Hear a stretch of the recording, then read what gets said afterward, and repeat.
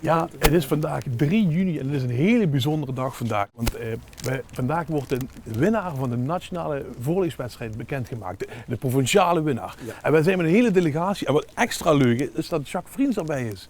Wat leuk dat u erbij bent. Ja, maar dit is toch fantastisch om te doen. En eigenlijk is de finale altijd in Roermond in een grote zaal. Maar dat kon natuurlijk niet.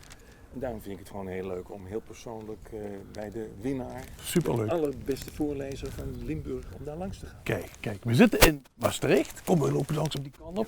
We zitten in Maastricht en om precies in Wiekerpoort, zeg ik dat goed? U bent van deze contrée, hè? Nou, ik woon niet in Maastricht. Volgens mij heet het zo, ja. Maar ik woon in Gronsveld. In Gronsveld, ja, dat is ook bij de Maastricht, toch?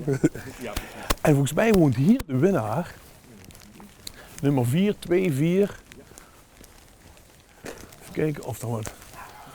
Er hangen ook al vlaggen op, maar belt u aan?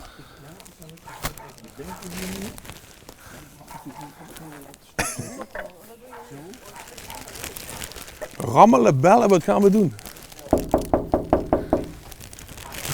Ik zie heel verschrikte Meike, want hier woont Meike Arends en zij is de winnaar. Ze schrikt zich helemaal een hoedje.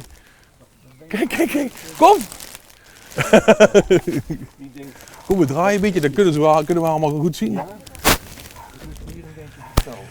Ja, daar is de winnaar, Meike! Hey! Geweldig, kom erbij! Oh, dit is wel de beste voorlezer. Daar is ze dan, dag Meike, gefeliciteerd. Ik gooi je de bloemen, kun je vangen? Ja. Komt-ie, hop! Wat voel je? Hoe is het om te winnen? Oh.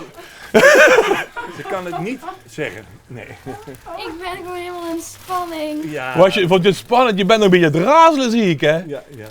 Wat leuk zeg, gefeliciteerd. Ja. En wat heb je het goed gedaan? Ja. Dankjewel. Moet je luisteren. Je moet je voorstellen, er hebben 178 kinderen meegedaan in de provincie van een heleboel scholen. Daar kwam de beste voorlezer kwam daaruit. Ja? Die gingen toen in de regio, dus over heel Limburg, gingen die voorlezen. Ja, dat weet ze toch wel allemaal, er 13 voorlezers uit, die waren de allerbeste. En daarna hebben wij als jury, en in de jury zat Frans Pollux. Die ken je misschien wel van de televisie, van de L1. Die knappe meneer is dat, ja. Verhalen en zijn boeken en zo. En Inge van Dongen, dat was de directeur van de bibliotheek Peel Maas. En ik zat in de jury. En wij vonden jou van al die kinderen de allerbeste. Wauw, proficiat. Hoe voelt dat? Ja, heel cool. Heel cool zeg. Je hebt een beker, pak hem eens even op. Ja, de beker moet ook nog, ja. Bloemen erbij. Feest aan de deur. Ik kan je nog even zeggen waarom wij jou de allerbeste vonden. Je las ontzettend mooi en rustig voor. En als het spannend werd, dan maakte je het ook echt spannend. Hè? Dat verhaal over een meisje wat ontvoerd is. En die vrienden en vriendinnen die haar gaan zoeken. En wat wij als jury ontzettend leuk vonden was dat je vertelde waarom je dit boek had gekozen. Je zei, ja, je wordt er helemaal, toen ik het boek ging lezen, werd ik er helemaal ingezogen. Nou, dat gebeurde met de jury ook. Toen jij ging voorlezen, werden wij ook helemaal het verhaal ingetrokken. En dat is natuurlijk het knapste wat je kan doen als voorlezer. Dat iemand die naar je luistert helemaal meegaat in het verhaal. Dus je bent echt de echte, meest fantastische winnaar van de provincie Limburg. Nou, super. Nou, hier wordt nog even feest gevierd. Wij gaan langzaam door naar een volgende winnaar. En dat is de winnaar van de Pabo. Tot zo.